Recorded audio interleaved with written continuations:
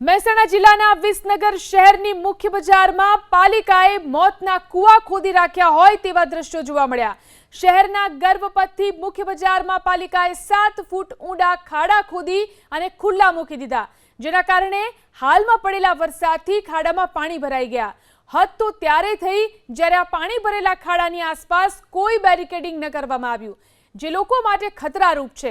આ મુદ્દે નગરપાલિકાના ચીફ ઓફિસરનું કહેવું છે કે તાત્કાલિક આવા ખાડા પૂરવાના આદેશ આપી દીધા છે।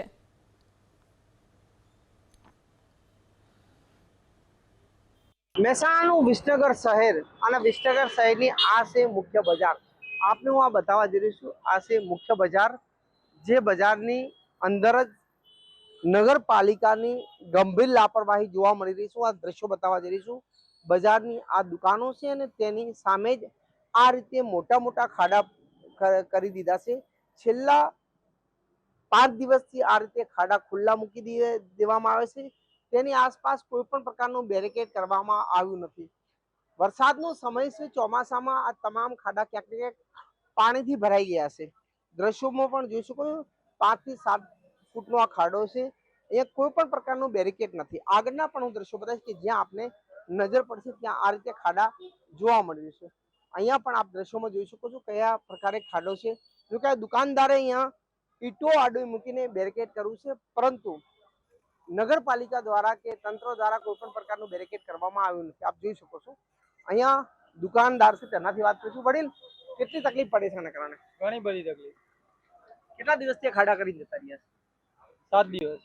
7 દિવસથી કોઈ બુરવા નથી આવ્યું? કોઈ નથી આવ્યું। બાળકો કે મોટા પડવાનો ડર લાગે છે? ડર લાગે એટલા માટે તો બનાવી છે।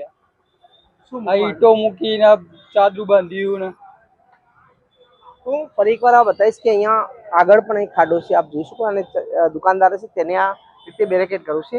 અહીંયા પણ એક ખાડો છે, તેના પણ હું દ્રશ્યો બતાવીશ, કેટલો ઊંડો છે તે પણ હું બતાવીશ।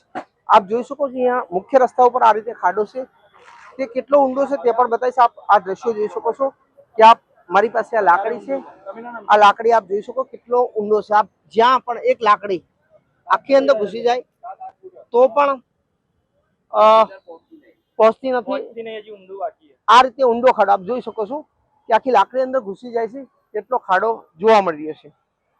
તંત્રની ગંભીર લાપરવાહી છે। ક્યાંક ને ક્યાંક કોઈ બાળક અંદર પડી જાય કે કોઈ રાહદારી પડે તો જવાબદારી કોની? મારી સાથે સ્થાનિકો છે।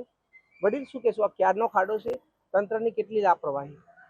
નગરપાલિકા દ્વારા છેલ્લા 5 થી 7 દિવસથી આ ખાડા ખોદવામાં આવ્યા છે, અને આ ખાડા ખોદીને નગરપાલિકા ઈંટો ઉતારીને ચાલી ગઈ છે। અહીંયા સ્કૂલોના બાળકો, રોજની લેડીઝોની અવરજવર અને વિસનગરનો ગૌરવપથ રોડ છે, જે ખૂબ જ અવરજવર વાળો છે અને બાળકોની સંખ્યા સૌથી વધારે છે। અને કોન્ટ્રાક્ટર દ્વારા કોઈ પણ પ્રકારના બેરિકેડ પણ લગાવવામાં આવ્યા નથી। જો કામ ના કરવું હોય તો નગરપાલિકા વહેલા ખાડા શું કરવા ખોદે છે? અહીંયા ગ્રાહકોની અવરજવર હોય છે દુકાનોમાં, અને બાળકોની અવરજવર છે। કેટલો ભય છે?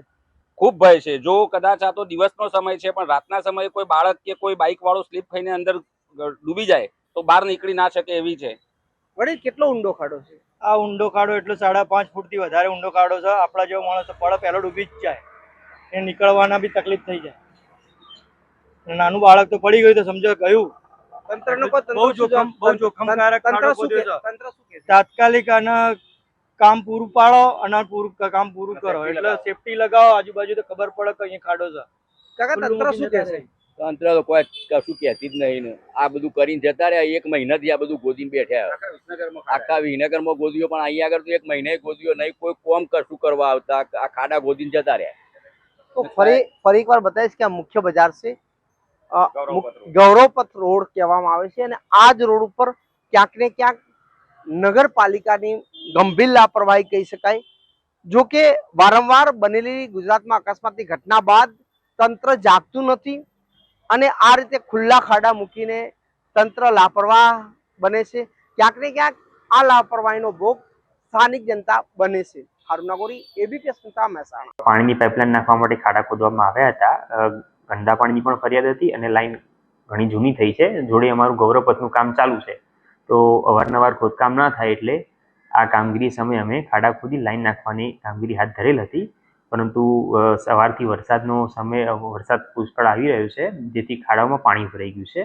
એટલે અત્યારે આ સમયે પાણીની લાઈન નાખવી યોગ્ય નથી, એટલે અમે તાત્કાલિક બેરિકેડ કરાવીને ખાડા પુરાઈ દઈએ છીએ, અને જ્યારે થોડું એવું અનુકૂળ વાતાવરણ આવશે એ સમયે અમે પીવાના પાણીની લાઈન નાખવાની કામગીરી હાથ ધરીશું.